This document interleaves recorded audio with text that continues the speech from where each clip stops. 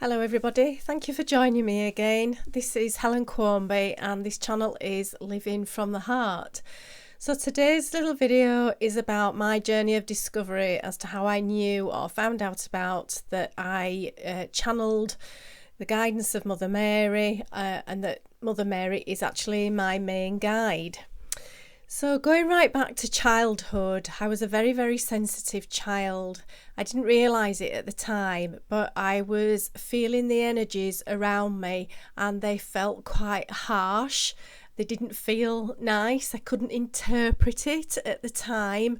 I just knew in hindsight that that's what it felt like. And so I developed strategies to be able to sort of protect myself from those feelings that actually led to trauma. As a child, I absolutely adored things like Star Trek, Star Wars. I don't know if any of you remember watching Space 1999, anything spacey or space age. I loved learning about space and the stars and the sun. And I also loved reading or sort of tapping into the idea of the supernatural. It didn't quite fit into everybody else's ideas or ideals in with my family and friends, but I knew that that's the sort of thing that I liked. I also loved learning, this was sort of later, I loved learning about the human body and how it worked. It was like being a bit of an investigator in that I loved the complexity of it, how everything fitted together, how one part had an effect on the other. And that's really led me into my journey as becoming a physiotherapist, which was my career for over 20 years. However, in the early days, but actually running throughout that time period, I did delve a lot into complementary therapies, and one of the main areas I went into, I qualified as an aromatherapist. I loved the tactile side of it. I loved learning about the oils. But I didn't carry on with that because I don't know if you've ever sort of done this yourself.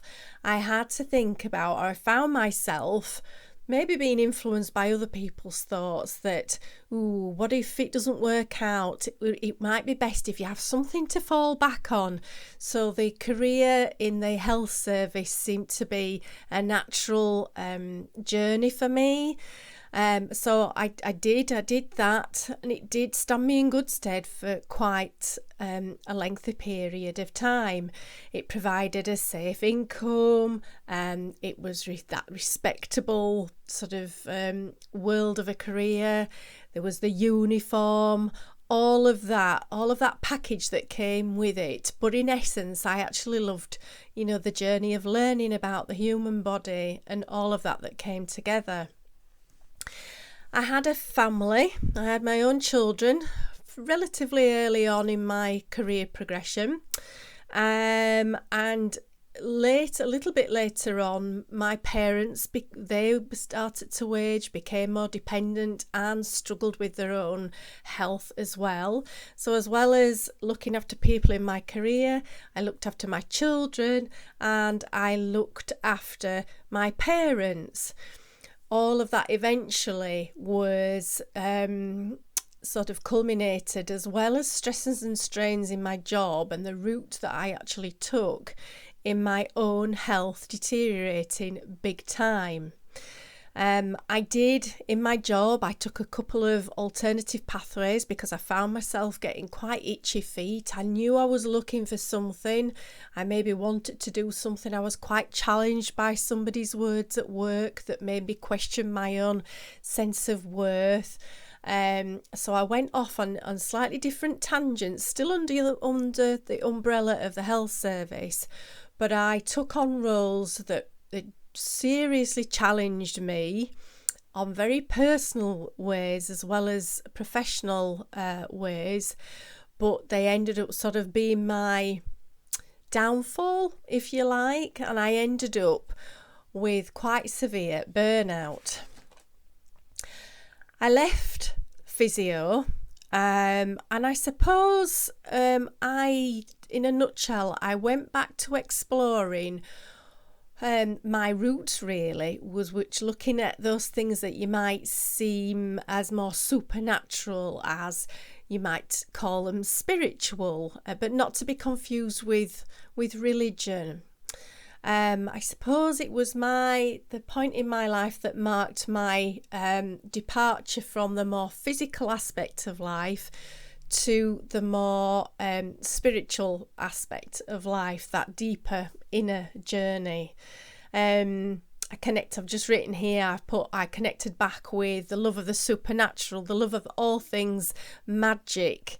I suppose it's that place of going back to childhood, the things that lit you up. Have you ever thought about that? Have you ever gone back to that place? Have you been able to step out of the mundane 9 to 5 and tap into that child like essence of you that really saw and looked at the world through the eyes of awe and wonder? What is that for you?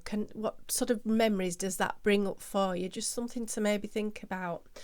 But my journey of exploration took me into looking at angels, oracle cards, crystals, practice of meditation.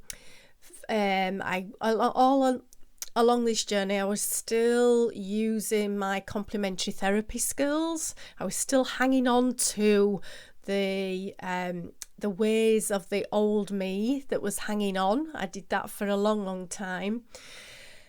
One of the other aspects that I looked at was connecting with the spirit world. Some people like to call it mediumship. But part of that led me to one day writing a letter to somebody. And within that letter, I wrote about a deep sense of, I suppose you can call it knowing that I had, of that there was due what we might call it a second coming. And later on, I realised this more to be about the Christ consciousness returning to planet Earth, not the return of the one sort of figurehead such as Jesus Christ coming back and being our saviour, so to speak. But there was this connection within this letter, and a question was asked of me that alerted me to what it was I'd actually connected with. And that question was, were you connected to spirit at the time of you writing that letter? And it suddenly took me back, and I thought, oh, I'd not really thought about it. Was I? So I went back and I thought about what was I doing at the time of writing that letter. And for me, that practice of writing took me to a place out of my head in a more sort of meditative state, into a place of bliss really, because I realised I do love writing. And that state of altering my brain waves took me to a place where I was able to connect. I didn't know it at the time, but I was able to connect with the higher dimensions. We all have this ability in some shape or form. This was me just discovering one of my innate abilities, and I was tapping into it. So I began practicing that aspect, and it brought me to a place of being able to hone my ability to channel both on a written level and verbally. So my reflections, this journey of self-discovery, so to speak, this path that led me to Mother Mary, was looking at me as a child, me as a daughter, me as a student, a friend, a mother, a physio, me as the ego, as you are, and really analysing the relationship that I had with myself. And from that, being able to see the relationships that I have with other people, as well as the relationships that I have with life in general.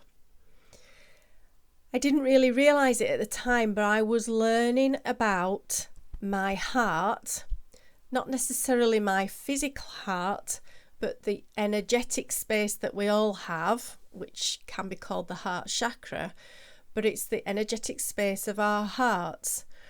What experiences I'd had in life that caused me to maybe protect my heart, maybe to, if you protect it so much that you actually end up closing it down. But it was also in relation to the aspect of mothering in me, how I mothered my mothering energy of others, my mothering energy of me. And this is what I learned of my connection with Mother Mary. I learned what it meant to love unconditionally. Love of self. Self-love can have a negative connotation for a lot of people because it can evoke feelings of, oh, they're full of themselves, they're quite egotistical, that kind of thing. That's not what unconditional love is about. For example, it's about being able to perhaps see the higher perspective if somebody is acting or behaving in ways that are hurtful or painful to others. Why is that? Why might that be so? Why have they got to that place of acting like that? So I want you, I'm just missing a point in that this brought me to a realisation of what living from the heart actually meant and what it means not to live from the heart, and how my life had actually gone down those paths of not living from the heart, and how it affects us when we don't, and how a lot of our structures in society sort of lure us away from that place because we're told that we're not going to be safe, that we're not going to be provided for if we live from that place in our lives, but that's no longer going to be the case. So the question I just wanted to ask of you is, if you were to identify what would be the perfect qualities of the energy of mothering, what would they be? And I have written a few, I didn't want to, because I listed them, and I have written a few down for you. I want you to consider the following: compassion, unconditional love, nurturing and soothing, healing. I didn't realise that Mother Mary was a great healer. Many of you may well have known that. But can you see the connection that in that perfect idealistic view of the mothering, I'm not talking about everybody's actual mums, but if you were to list what would be the ideal mothering energy, then healing may well come into that. Teaching, guiding, boundary setting, have you ever considered that one? Patience, wisdom, providing safety and security maybe, nourishment and tolerance. And I imagine there are quite a number, many more qualities that you might list there. If there are any more, please feel free to put them in the comments below. And these are the teachings of Mother Mary. She may not have had the acknowledgement in the big book, in the Bible, to have had them written down as maybe Jesus had. But was it by her example as to how she embodied that perfect mothering energy? She did live a human life, and by virtue of that, she may not have always managed to embody what we would hope to see as the perfect mothering energy. We all know the stresses and strains, the demands of life, and how we can be tested. But by the example of that and us tapping into what we might want to see as the virtues of the perfect mothering energy, then these may help us to look at ourselves, whether the sex or gender you see yourself as. We all hold the masculine and the feminine energies, but it's about bringing those into balance. Also, the question that I found myself asking and tapping into, which was another part of my story, but if you could maybe just think about, leave you with these thoughts. Earth, you may be one of those people that know that, but I wasn't aware of this at some point in my life. Earth is referred to as Mother Earth. How do we as a race, a human race, treat Earth? Do we look after her? Do we respect her? Do we take her for granted?